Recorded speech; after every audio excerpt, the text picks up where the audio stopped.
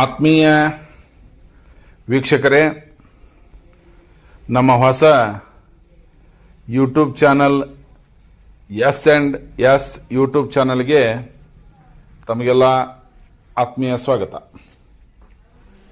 ಈ ಒಂದು ಹೊಸ ಯೂಟ್ಯೂಬ್ ಚಾನಲ್ ಮುಖಾಂತರ ನಾವು ಹೊಸ ಹೊಸ ವಿಷಯಗಳನ್ನು ತಿಳಿದುಕೊಳ್ಳೋಣ ಅಂತ ಹೇಳುತ್ತಾ, ಮೌಲ್ಯಗಳು ನಶಿಸಿ ಹೋಗುತ್ತಿರುವಂಥ ಈ ಸಂದರ್ಭದಲ್ಲಿ ಮೌಲ್ಯಗಳಿಗಾಗಿ, ಆದರ್ಶಗಳಿಗಾಗಿ ಬದುಕಿದಂಥ ಇಂಥ ಒಬ್ಬ ಮಹಾತ್ಮರು ನಮ್ಮೊಂದಿಗಿದ್ದರು ಅನ್ನುವಂಥ ಒಂದು ವಿಷಯವೇ ನಮಗೆಲ್ಲ ಹೆಮ್ಮೆ ಅನ್ನುವಂತೆ ಬದುಕಿದಂಥ ನಮ್ಮ ಅನೇಕ ನಾಯಕರು ನಮ್ಮ ಜೊತೆಗಿದ್ದರು. ಅಂತಹ ಒಬ್ಬ ರಾಜಕೀಯ ನೇತಾರ, ಪಕ್ಕಾ ಗಾಂಧಿವಾದಿ, ಅವ್ರ ಬಗ್ಗೆ ಇವತ್ತು ನಾವು ತಿಳಿದುಕೊಳ್ಳುವಂಥ ಒಂದು ಪ್ರಯತ್ನವನ್ನು ಮಾಡೋಣ. ಅವರು ಬೇರೆ ಯಾರೂ ಅಲ್ಲ, ನಮ್ಮ ಕೆ ಚನ್ನಬಸವನಗೌಡರು. ಕೆ ಚನ್ನಬಸವನಗೌಡರು ಗಾಂಧಿವಾದಿ. ಗಾಂಧೀಜಿಯವರು ತೋರಿಸಿಕೊಟ್ಟಂಥ ಮಾರ್ಗದಲ್ಲೇ ನಡೆದು ಬಂದವರು. ಈಗಿನ ವಿಜಯನಗರ ಜಿಲ್ಲೆಯ ಹಗರಿಬೊಮ್ಮನಹಳ್ಳಿ ತಾಲೂಕಿನ ಬಾಚಿಗೊಂಡನಹಳ್ಳಿ ಅನ್ನುವಂಥ ಒಂದು ಪುಟ್ಟ ಗ್ರಾಮದವರು. 3 ಬಾರಿ MLC ಆಗಿ ಕರ್ನಾಟಕದ ಧೀಮಂತ ನಾಯಕ ಎಸ್ ನಿಜಲಿಂಗಪ್ಪನವರ ಅನುಯಾಯಿಯಾಗಿ, ಸಹವರ್ತಿಯಾಗಿ, BD ಜತ್ತಿ ಅವರ ಸಹವರ್ತಿಯಾಗಿ ಮತ್ತು ಕರ್ನಾಟಕದ ಧೀಮಂತ ರಾಜಕಾರಣಿ ಎನಿಸಿಕೊಂಡಂಥ MP ಪ್ರಕಾಶ್ ರವರ ತಂದೆಯವರಾದಂಥ ಮರಿ ಸೋಮಯ್ಯನವರ ಜೊತೆಗೆ ಕೆಲಸ ಮಾಡಿದವರು ನಮ್ಮ ಬಾಚಿಗೊಂಡನಹಳ್ಳಿಯ ಕೆ ಚನ್ನಬಸವನಗೌಡರು. ಅವರು ಜನರಿಂದ ಆಯ್ಕೆಯಾಗಿದ್ದು 1983ರಲ್ಲಿ ನಡೆದಂಥ ಕರ್ನಾಟಕ ವಿಧಾನಸಭೆಗೆ ಅವರು ಆಯ್ಕೆಯಾಗಿದ್ದರು. ಆಗ ಹಗರಿಬೊಮ್ಮನಹಳ್ಳಿ ಮತಕ್ಷೇತ್ರ ಇರಲಿಲ್ಲ. ಹಗರಿಬೊಮ್ಮನಹಳ್ಳಿ ತಾಲೂಕು ಕೂಡ್ಲಿಗಿ ಮತಕ್ಷೇತ್ರಕ್ಕೆ ಸೇರಿತ್ತು.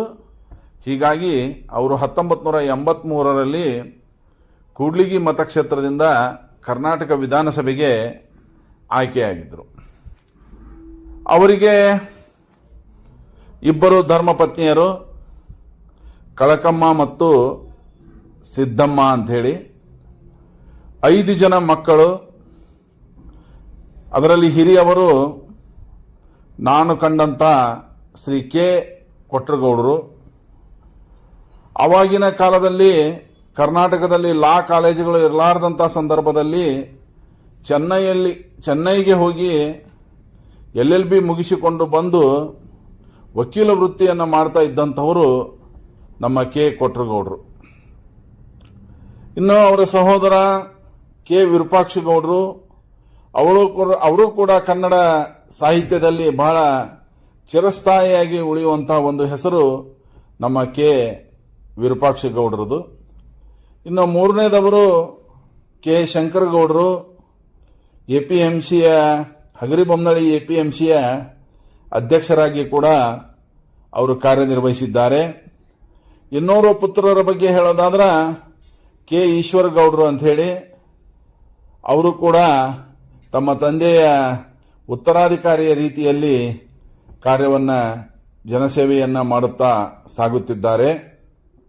ಅವರ ನಂತರದಲ್ಲಿ ಇತ್ತೀಚೆಗಷ್ಟೇ ನಮ್ಮನ್ನಗಲಿದ ಕೆ ಮೃತ್ಯುಂಜಯಗೌಡರು ಪ್ರೌಢಶಾಲಾ ಶಿಕ್ಷಕರಾಗಿ ಕಾರ್ಯನಿರ್ವಹಿಸಿ ನಿವೃತ್ತರಾಗಿದ್ದರು. ಹೀಗೆ ನಿಮಗೆಲ್ಲ ಬಹಳ ಆಶ್ಚರ್ಯ ಅನಿಸ್ಬೋದು.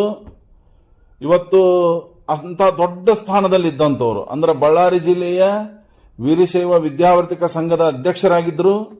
ಅದೇ ಸಂದರ್ಭದಲ್ಲಿ ಕರ್ನಾಟಕದ ಹೆಸರಾಂತ ಲೇಖಕರಾದಂಥ ರವಿ ಬೆಳಗೆರೆಯವರು ವೀರಶೈವ ವಿದ್ಯಾವರ್ತಿಕ ಸಂಘದ ಕಾಲೇಜಿನಲ್ಲಿ ಉಪನ್ಯಾಸಕರಾಗಿ ಸೇವೆಯನ್ನು ಸಲ್ಲಿಸ್ತಾ ಇದ್ದರು.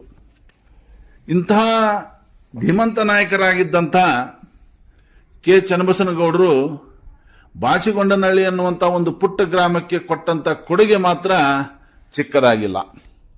ಏಕೆಂದರೆ ನೀವು ಒಂದು ಸಲ ಆ ಗ್ರಾಮವನ್ನು ನೋಡಿದಾಗ ಅಂತಹ ಒಂದು ಆದರ್ಶ ಗ್ರಾಮ ಅಂತ ನಿಮಗೆ ಅನಿಸ್ಬೋದು. ಯಾಕಂದ್ರೆ ಅಲ್ಲಿ ಸರ್ಕಾರಿ ಪ್ರಾಥಮಿಕ ಶಾಲೆ ಇದೆ. ಹಿಂದಿನ ಪೂಜ್ಯರು ಡಾಕ್ಟರ್ ತೋಂಟದ ಸಿದ್ಧಲಿಂಗ ಮಹಾಸ್ವಾಮಿಗಳು ಸ್ಥಾಪನೆ ಮಾಡಿದಂತ ಕೌದಿ ಮಹಾಂತೇಶ್ವರ ಪ್ರೌಢಶಾಲೆ ಇದೆ. ಅದೇ ರೀತಿ ತೋಂಟದಾರ್ಯ ಮಠದಿಂದ ಕೊಟ್ಟಂತ ಜಮೀನಿನಲ್ಲಿ ದಾನ ಮಾಡಿದಂತ ಜಮೀನಿನಲ್ಲಿ ಕಟ್ಟಲ್ಪಟ್ಟಂತ ಸರ್ಕಾರಿ ಪದವಿ ಪೂರ್ವ ಕಾಲೇಜಿದೆ. ವಿದ್ಯಾರ್ಥಿಗಳ ವಿದ್ಯಾಭ್ಯಾಸಕ್ಕೆ ಅನುಕೂಲ ಆಗಲಿ ಅಂತ ಹೇಳಿ ಒಂದು ಬಾಲಕರ ಹಾಸ್ಟೆಲ್, ಒಂದು ಬಾಲಕಿಯರ ಹಾಸ್ಟೆಲ್, 2 ಹಾಸ್ಟೆಲ್ಗಳನ್ನು ಕಾಣಬಹುದು. ಸುಸಜ್ಜಿತವಾದ ಸರ್ಕಾರಿ ಆಸ್ಪತ್ರೆ, ಕರ್ನಾಟಕ ವಿಕಾಸ ಗ್ರಾಮೀಣ ಬ್ಯಾಂಕ್, ಅದೇ ರೀತಿ ಗ್ರಂಥಾಲಯ, ಅದೇ ರೀತಿ ಹಾಲಿನ ಕೇಂದ್ರ, ರೈತರ ಸಂಘ, 1, 2 ಹೀಗೆ ಹೇಳುತ್ತಾ ಹೋದರೆ ಸುಸಜ್ಜಿತವಾದ ಗ್ರಾಮ ಪಂಚಾಯತಿ ಕಟ್ಟಡ ಇರಬಹುದು. ಅದನ್ನ ಅವರ ಕೊಟ್ಟಂತ ಕೊಡುಗೆಯ ಬಗ್ಗೆ ವರ್ಣಿಸಲಿಕ್ಕೆ ಸಾಧ್ಯ ಇಲ್ಲ. ಆ ರೀತಿ ಬಾಳಿ ಬದುಕಿದಂತ ಕೆ ಚನ್ನಬಸವನಗೌಡರ ಆದರ್ಶ ಇವತ್ತಿನ ರಾಜಕಾರಣಿಗಳಿಗೆ ಮಾದರಿಯಾಗಿದೆ ಅಂತ ಹೇಳಿದ್ರೆ ತಪ್ಪಾಗಲಿಕ್ಕಿಲ್ಲ. ಅವತ್ತಿನ ಸಂದರ್ಭ ಹೇಗಿತ್ತು? ವಿಧಾನಸಭೆ ಅಧಿವೇಶನ ನಡೀತಾ ಇದ್ದಂತ ಸಂದರ್ಭದಲ್ಲಿ ಮಾತ್ರ ಅವರು ಬೆಂಗಳೂರಲ್ಲಿ ಇರ್ತಾ ಇದ್ರು. ಉಳಿದ ಸಂದರ್ಭದಲ್ಲಿ ಗೌಡರು ಎಲ್ಲೆದರಪ್ಪ ಅಂತಂದ್ರೆ ಬಾಚಿಗೊಂಡನಹಳ್ಳಿಯ ಅವರ ಹೊಲದಲ್ಲಿ, ಹೌದಾ, ಬೆಳೆದು ನಿಂತ ಮಲ್ಲಿಗೆ ತೋಟದಲ್ಲಿ ಕೃಷಿ ಕಾರ್ಯದಲ್ಲಿ ಅವರು ತಮ್ಮ ಹೆಚ್ಚಿನ ಸಮಯವನ್ನ ಕಳೀತಾ ಇದ್ರು. ಮತ್ತು ಅವರು ಓಡಾಡ್ಲಿಕ್ಕೆ ಅವ್ರ ಹತ್ರ ಒಂದು ಕಾರ್ ಕೂಡ ಇರಲಿಲ್ಲ. ಬೆಂಗಳೂರಿಂದ ಬಂದ್ರು ಅಂದ್ರೆ ಅವರು ಇಟಗಿ ಕ್ರಾಸ್ಗೆ ಬರ್ತಾ ಇದ್ರು, ಇಟಗಿಯಿಂದ ಹಗರಿಬೊಮ್ಮನಹಳ್ಳಿಗೆ ಬರ್ತಾ ಇದ್ರು, ಹಗರಿಬೊಮ್ಮನಹಳ್ಳಿಯಿಂದ ಬಸ್ಗಳು ಕಡಿಮೆ. ಹೀಗಾಗಿ ಯಾವುದಾದ್ರೂ ಒಂದು 2 ವೀಲರ್ನಲ್ಲಿ ಅವರು ಬಾಚಿಗೊಂಡಹಳ್ಳಿಗೆ ಪ್ರಯಾಣ ಮಾಡ್ತಾ ಇದ್ರು ಅಂದ್ರೆ ಅವರ ಒಂದು ಬದುಕು ಎಷ್ಟು ಸರಳವಾಗಿತ್ತು ಅನ್ನೋದನ್ನ simple living and high thinking ಅಂತ ಹೇಳ್ತೀವಲ್ಲ, ಅದು ನಮಗೆ ಅರ್ಥ ಆಗುತ್ತಾ. ಇನ್ನ ಅವರು ಮಕ್ಕಳಿಗೋಸ್ಕರ ಏನೂ ಆಸ್ತಿ ಪಾಸ್ತಿ ಏನೂ ಮಾಡಲಿಲ್ಲ. ಸ್ವತಃ ಕೆ ಚನ್ನಬಸವನಗೌಡರು ನ್ಯಾಯಾಧೀಶರ ನೇಮಕಾತಿ ಕಮಿಟಿಯಲ್ಲಿ ಇದ್ರೂ ಕೂಡ ತಮ್ಮ ಮಗ ಕೆ ಕೊಟ್ರಗೌಡರನ್ನ ನ್ಯಾಯಾಧೀಶರನ್ನಾಗಿ ಅವರು ಅಪಾಯಿಂಟ್ಮೆಂಟ್ ಮಾಡ್ಕೊಳ್ಳಿಲ್ಲ. ಅವರನ್ನ ಅವ್ರ ಸ್ನೇಹಿತರು ಕೇಳಿದ್ರಂತ, ನಿಮ್ಮ ಮಗನ LLB ಆಗ್ಯಾರ, ಮತ್ತೆ ನೀವ ನ್ಯಾಯಾಧೀಶರ ಸಿಲೆಕ್ಷನ್ ಕಮಿಟಿ ಒಳಗಿದ್ದೀರಿ, ನೀವ ಯಾಕೆ ನಿಮ್ಮ ಮಗನನ್ನ ಅಪಾಯಿಂಟ್ಮೆಂಟ್ ಮಾಡ್ಕೊಳ್ಳಿಲ್ಲ ಅಂತ ಕೇಳಿದಾಗ, ನಾನು ನನ್ನ ಮಗನ ಅಪಾಯಿಂಟ್ಮೆಂಟ್ ಮಾಡ್ಕೊಳಕಂತಾನೆ ಈ ಕಮಿಟಿ ಒಳಗ ನನ್ನ ಹೆಸರು ಹಾಕ್ಸ್ಕೊಂಡು ಬಂದೀನಿ ಅಂತ ಜನ ಭಾವಿಸ್ತಾರ. ಅದಕ್ಕೆ ಯಾವುದೇ ಕಾರಣಕ್ಕೂ ನನ್ನ ಮಗನಿಗೆ ಅಪ್ಲಿಕೇಶನ್ ಹಾಕೋದೇ ಬೇಡ ಅಂತ ಹೇಳಿನಿ ಅಂತ ಹೇಳಿದ್ರು. ಇಂಥ ಒಬ್ಬ ಆದರ್ಶ ರಾಜಕಾರಣಿ ಇವತ್ತು ಸಿಗ್ತಾರ ನಾವು ವಿಚಾರ ಮಾಡ್ರಿ. ಯಾಕಂದ್ರೆ ಪ್ರತಿಭೆಗೆ ಏನು ಕಡಿಮೆ ಇರಲಿಲ್ಲ, ಹೌದಾ. MV ವೆಂಕಟಪ್ಪ ಅಂತ ಹೇಳಿ ಕರ್ನಾಟಕದ ವಿಧಾನಸಭೆಯ ಸ್ಪೀಕರ್ ಆಗಿ ಹೋದ್ರಲ್ಲ, ಆ MV ವೆಂಕಟಪ್ಪನವರ ಜೊತೆಗೇನ ಚೆನ್ನೈ ಒಳಗ LLB ಓದಿದವರು ನಮ್ಮ ಕೆ ಕೊಟ್ರಗೌಡರು. ಅವ್ರು ಹೇಳ್ತಾ ಇದ್ರು, ಅವರು ವೆಂಕಟಪ್ಪ ಅವರು ನಾನು ಮತ್ತು ಅವರು ಕ್ಲಾಸ್ಮೇಟು ಬೆಂಚ್ಮೇಟು ಕೂಡ ಹೌದು ಅಂತ ಹೇಳಿ ಹೇಳ್ತಾ ಇದ್ರು. ಬಹುತೇಕ ಅವತ್ತು ಕೊಟ್ರಗೌಡರನ್ನ ನ್ಯಾಯಾಧೀಶರನ್ನಾಗಿ ಅವರು ನೇಮಕ ಮಾಡಿದ್ರೆ ಬಹುತೇಕ ಹೈಕೋರ್ಟ್ ಅಥವಾ ಸುಪ್ರೀಂ ಕೋರ್ಟಿನ ನ್ಯಾಯಾಧೀಶರಾಗಿ ನಿವೃತ್ತರಾಗ್ತಿದ್ರು ಏನೋ. ಆದ್ರೆ ಅವರೇ ತಂದೆಯವರೇ ಮಗನಿಗೆ ಅಪಾಯಿಂಟ್ಮೆಂಟ್ ಅನ್ನ ಮಾಡಿಕೊಡ್ಲಿಲ್ಲ. ಹಾಗೇನೆ ಮುಂದೆ ಮಂತ್ರಿ ಆಗುವಂತ ಸಂದರ್ಭ ಬಂದಾಗ, ರಾಮಕೃಷ್ಣ ಹೆಗಡೆ ಅವರ ಸಚಿವ ಸಂಪುಟದಲ್ಲಿ ಮಂತ್ರಿ ಆಗುವಂತ ಸಂದರ್ಭ ಬಂದಾಗ ಗೌಡರು ಹೇಳಿದ ಒಂದೇ ಒಂದು ಮಾತು, ಮರಿ ಸೋಮಯ್ಯನವರು ನಮ್ಮ ಸ್ನೇಹಿತರು, ನಮ್ಮ ಸ್ನೇಹಿತರ ಮಗ ಪ್ರಕಾಶ LLB ಪದವೀಧರರು, ಇದೀಗ ತಾನೇ ರಾಜಕೀಯದಲ್ಲಿ ಮುಂಚೂಣಿಯಲ್ಲಿರುವಂತ ನಾಯಕ, ಅವರಿಗೆ ಅವಕಾಶ ಮಾಡಿಕೊಡ್ರಿ ಅಂತ ಹೇಳಿ ಅವರು ರಾಮಕೃಷ್ಣ ಹೆಗಡೆ ಅವರಿಗೆ ಶಿಫಾರಸನ್ನು ಮಾಡಿ MP ಪ್ರಕಾಶ್ ಅವರು ಮಂತ್ರಿ ಆಗಲಿಕ್ಕೆ ಪರೋಕ್ಷವಾಗಿ ಕಾರಣೀಭೂತರಾದರು ಅಂತ ಕೂಡ ಹೇಳಬಹುದು. ಇನ್ನ ಜನರೊಂದಿಗೆ ಅವರ ಒಂದು ಸಂಪರ್ಕ ಹೇಗಿತ್ತು ಅನ್ನೋದನ್ನ ಒಂದು ಘಟನೆಯನ್ನು ನಿಮಗೆ ಹೇಳಿ ಈ ಸಂಕ್ಷಿಪ್ತ ವಿಡಿಯೋವನ್ನ ಮುಗಿಸ್ತಾ ಇದ್ದೀನಿ. ಮುಂದಿನ ದಿನಗಳಲ್ಲಿ ಮತ್ತೊಂದಿಷ್ಟು ವಿಷಯಗಳನ್ನ ಚರ್ಚೆ ಮಾಡೋಣ. ಜನ ಅವರನ್ನ ಭೇಟಿ ಮಾಡಲಿಕ್ಕೆ ಬಾಚಿಗೊಂಡನಹಳ್ಳಿಗೆ ಬಂದ್ರೆ ಬಸ್ಗಳು ಕೇವಲ 3. ಮುಂಜಾನೆ 8:30 ಸುಮಾರು ಒಂದು ಬಸ್ ಬಂತಂದ್ರೆ ಒಮ್ಮಕ್ಕಲೇ 12:30ಗೆ ಒಂದು ಬಸ್ ಇರ್ತಿತ್ತು. ಮತ್ತೆ ಸಾಯಂಕಾಲ 4 ಗಂಟೆಗೆ ಒಂದು ಬಸ್ ಹೊಸಪೇಟೆಗೆ ಹೋಗ್ತಿತ್ತು, ಒಂದು ಬಸ್ ಹಗರಿಬೊಮ್ಮನಹಳ್ಳಿಗೆ ಹೋಗ್ತಾ ಇತ್ತು. ರಾತ್ರಿ 8:30 ಸುಮಾರು ಹೊಸಪೇಟೆಯಿಂದ ಒಂದು ಬಸ್ ನೇರವಾಗಿ ಬಾಚಿಗೊಂಡನಹಳ್ಳಿಗೆ ಬರ್ತಾ ಇತ್ತು. ಅಂತ ಒಂದು ಕಾಲ. ಅಂತ ಸಂದರ್ಭದಲ್ಲಿ ಬೆಳಗಿನ ಬಸ್ಸಿಗೆ ಯಾರಾದರೂ ಅವರ ಹತ್ರ ಮಾತಾಡಲಿಕ್ಕೆ, ಅವರಿಂದ ಶಿಫಾರಸು ಪತ್ರವನ್ನು ಒಯ್ಯಲಿಕ್ಕೆ ಬಂದಾಗ ಅವರು ನೇರವಾಗಿ ತಮ್ಮನ್ನು ಭೇಟಿ ಮಾಡಲಿಕ್ಕೆ ಬಂದಂತ ಆ ಜನರನ್ನ ತಮ್ಮ ಮನೆಯೊಳಗೆ ಕುಂದಿರಿಸಿ ಆ ಬಸ್ ಸ್ಟ್ಯಾಂಡ್, ಅವ್ರ ಮನೆ ಹತ್ರ ಬಸ್ ಸ್ಟ್ಯಾಂಡ್, ಆ ಬಸ್ ಸ್ಟ್ಯಾಂಡಿನ ಬಳಿಗೆ ಹೋಗಿ ಡ್ರೈವರ್ ಕಂಡಕ್ಟರ್ಗಳನ್ನ ಮಜ್ಜಿಗೆ ಕುಡಿದು ಹೋಗಿರಂತ ಬರ್ರಿ ಅಂತ ಹೇಳಿ ಬಸ್ಸಿನಿಂದ ಇಳಿಸಿ ಕರ್ಕೊಂಡ್ ಬರ್ತಾ ಇದ್ರು. ಯಾಕಂತ ನಿಮಗೆ ಆಶ್ಚರ್ಯ ಅನಿಸಬಹುದು. ಅವ್ರು ಬಂದು ಒಂದಿಷ್ಟು ಮಜ್ಜಿಗೆ ಕುಡಿಯೋದ್ರೊಳಗನ ಇವ್ರು ಏನು ಆ ಜನರಿಗೆ ಶಿಫಾರಸು ಪತ್ರ ಕೊಡ್ಬೇಕಾಗಿತ್ತಲ್ಲ, ಆ ಪತ್ರವನ್ನು ತಮ್ಮ ಬರವಣಿಗೆ ಸ್ವತಃ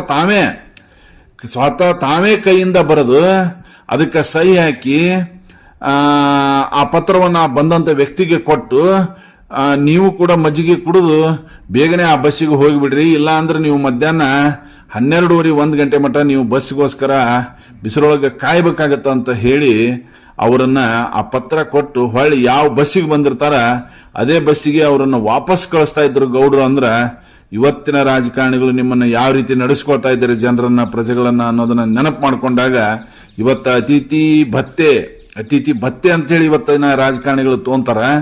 ಅದನ್ನೆಲ್ಲ ನಾವು ಇವತ್ತು ನೋಡ್ತಾ ಇದ್ದೀವಿ. ಆದ್ರ ನಮ್ಮ ಕೆ ಚನ್ನಬಸವನಗೌಡರು ಅವತ್ತಿನ ಕಾಲದೊಳಗ ಯಾವ ರೀತಿ ಬಾಳಿ ಬದುಕಿದ್ರು ಅನ್ನೋದನ್ನ ನಾವು ನೋಡಿದಾಗ ಬಹಳ ಆಶ್ಚರ್ಯ ಅನಿಸುತ್ತೆ. ಇವತ್ತ ಕೊಟ್ರಗೌಡರು, ವಿರೂಪಾಕ್ಷ ಗೌಡರು, ಶಂಕರಗೌಡರು, ಮೃತ್ಯುಂಜಯ ಗೌಡರು ಯಾರೂ ನಮ್ಮೊಂದಿಗಿಲ್ಲ. ಅವರ ಏಕೈಕ ಸುಪುತ್ರರಾದಂಥ ಕೆ ಈಶ್ವರಗೌಡರವರು ಮಾತ್ರ ಇದ್ದಾರೆ. ಅವರ ಸುಪುತ್ರನಾದಂಥ ಕೆ ವಿವೇಕ್ ಅವರು ಇಲ್ಲೇ ಗದಗಿನಲ್ಲಿ ತೋಂಟದಾರ್ಯ ಮಠದಲ್ಲಿ ಅವರು ಕೂಡ BA BEd ಪದವೀಧರರು ಇಲ್ಲಿ ಕಾರ್ಯವನ್ನು ನಿರ್ವಹಿಸ್ತಾ ಇದ್ದಾರೆ. ನಿಮಗೆ ವಿಚಾರ ಮಾಡ್ರಿ, ಈ ರೀತಿ 3 ಬಾರಿ MLC ಆಗಿ 1 ಬಾರಿ MLA ಆಗಿ ಇಷ್ಟು ಸರಳ ಜೀವನವನ್ನು ನಡೆಸಿದಂಥ ರಾಜಕಾರಣಿಗಳು ಅಪರೂಪದಲ್ಲಿ ಅಪರೂಪವಲ್ಲವೇ? ಹಾಗಾದರೆ ಮತ್ತೊಂದು ನಮ್ಮ ಮುಂದಿನ ಒಂದು ವಿಡಿಯೋದಲ್ಲಿ ಇಂಥ ನಮ್ಮ ಜೊತೆಗೆ ಇದ್ದಂಥ ಒಬ್ಬ ಮಹಾನ್ ನಾಯಕನ ಬಗ್ಗೆ ಮತ್ತೊಂದು ಸಂಕ್ಷಿಪ್ತವಾಗಿ ಚರ್ಚೆ ಮಾಡೋಣ ಅಂತ ಹೇಳ್ತಾ ಈ ವಿಡಿಯೋವನ್ನು ಮುಗಿಸ್ತಾ ಇದ್ದೀನಿ. ಧನ್ಯವಾದಗಳು.